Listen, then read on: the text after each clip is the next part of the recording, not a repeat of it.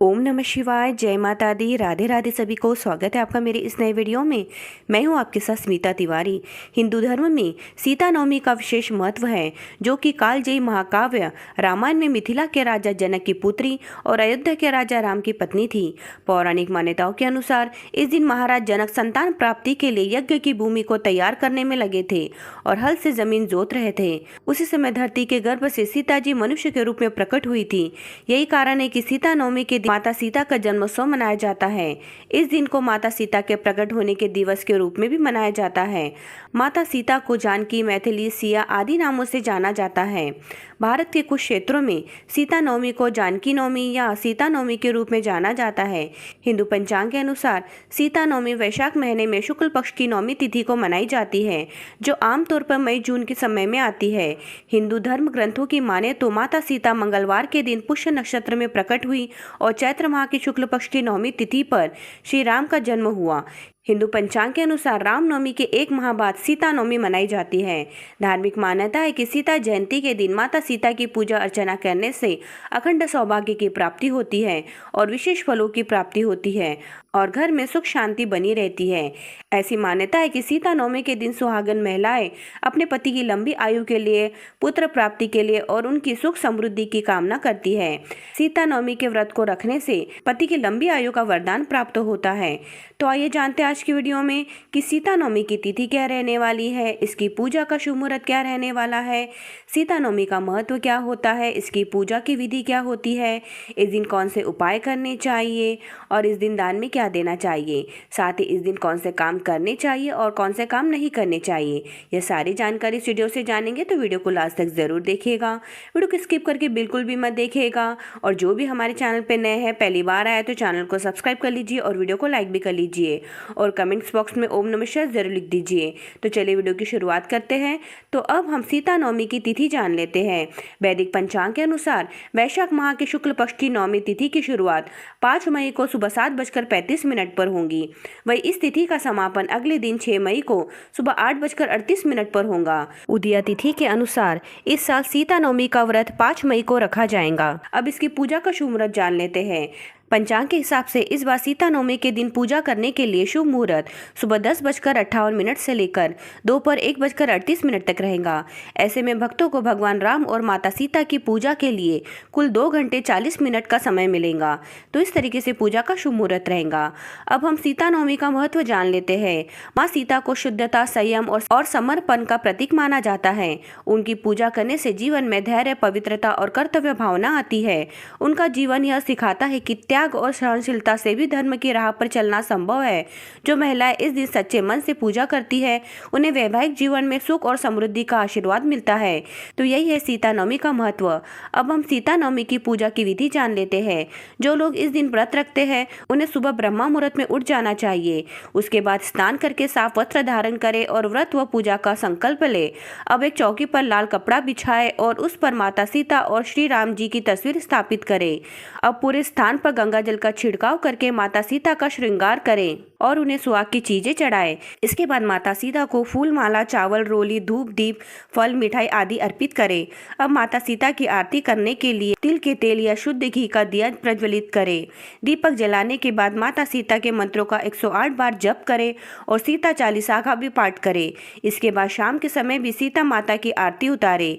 इस तरह माता सीता की पूजा करने से व्यक्ति को अत्यंत शुभ फल की प्राप्ति होती है। तो इस तरीके से आप सीता नवमी की पूजा करें। अब हम सीता नवमी के दिन कौन से उपाय करने चाहिए, यह जान लेते हैं।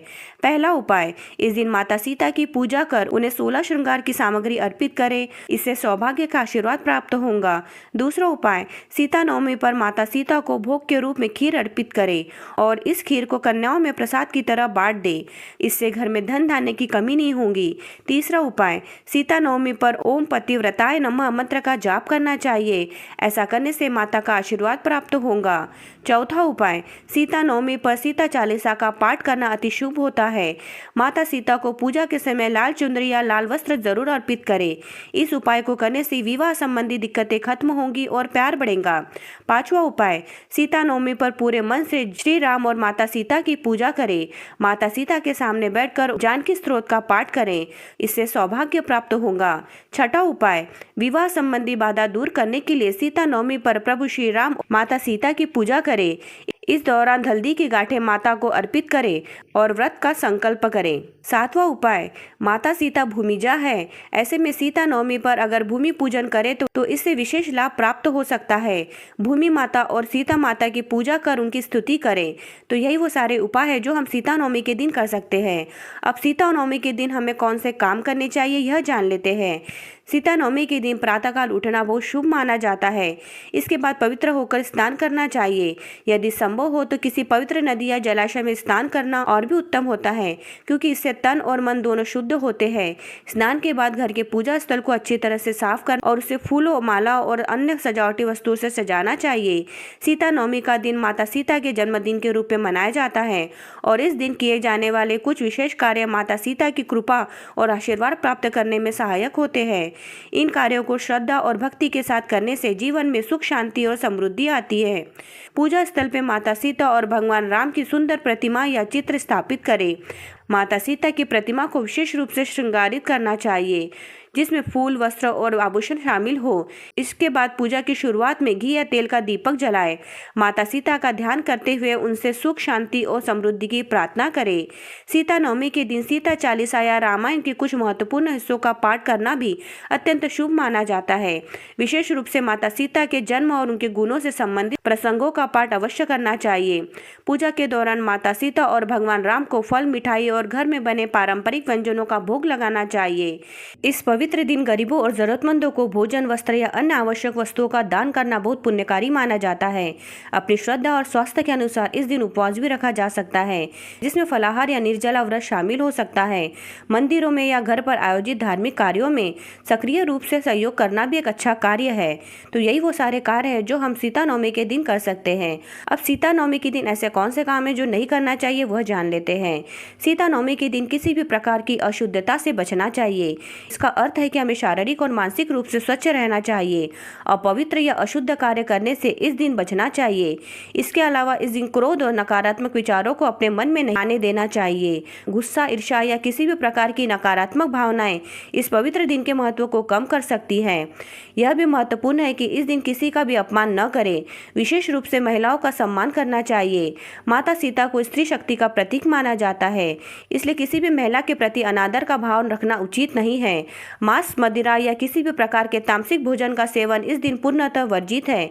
यह दिन सात्विक रहने और मन को शुद्ध रखने का है, इसलिए ऐसे पदार्थों से दूर रहना चाहिए जो मन को अशांत करते हैं। सत्य का पालन करना इस दिन बहुत आवश्यक है, इसलिए झूठ बोलने से बचना चाहिए। किसी के साथ भी कटु वचन नहीं बोलने चाहिए और सभी के साथ प्रेम पूर्वक व्यवहार करना चाहिए। अपने घर और आसपास की जगह को साफ सुथरा रखना चाहिए, क्योंकि स्वच्छता देवी लक्ष्मी और माता सीता दोनों को प्रिय है।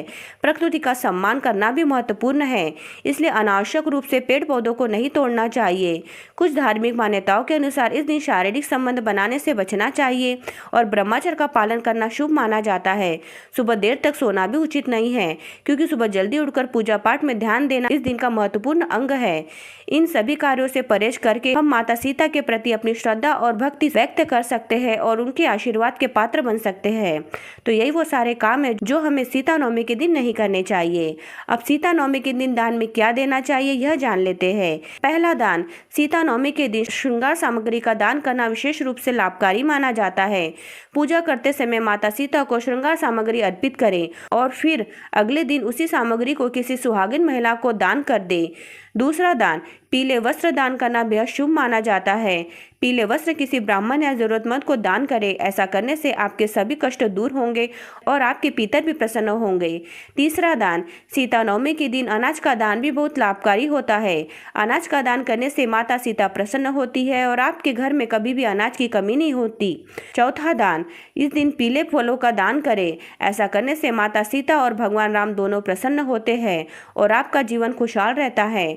पांचवा दान, इस शुभ अवसर पर मिट्टी के बर्तन में अनाज या अन्य सामग्रियों का दान भी किया जा सकता है, जो आपके सामर्थ्य के अनुसार हो।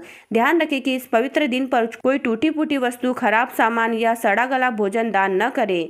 इस दिन दान करने से भी देवी सीता खुश होती है, इसलिए जरूरतमंदों को कुछ न कुछ दान जरूर करें। तो यही वो सारी वस्तुएं हैं जो हमें सीता नवमी के दिन दान में देना चाहिए। तो आज की वीडियो में हमने आपको सीता नवमी की संपूर्ण जानकारी दे दी है, जो आपके बहुत काम आएंगी। तो आज का वीडियो यही समाप्त होता होता है। तो जो भी हमारे चैनल पे नए हैं, पहली बार आया तो चैनल को सब्सक्राइब कर लीजिए और वीडियो को लाइक भी कर लीजिए और इस वीडियो को अपने परिजनों में शेयर करना बिल्कुल भी मत भूलिए। हमारे चैनल पे ऐसी वीडियो आती है। मिलते अगले ऐसी किसी और वीडियो में। ओम नमः शिवाय।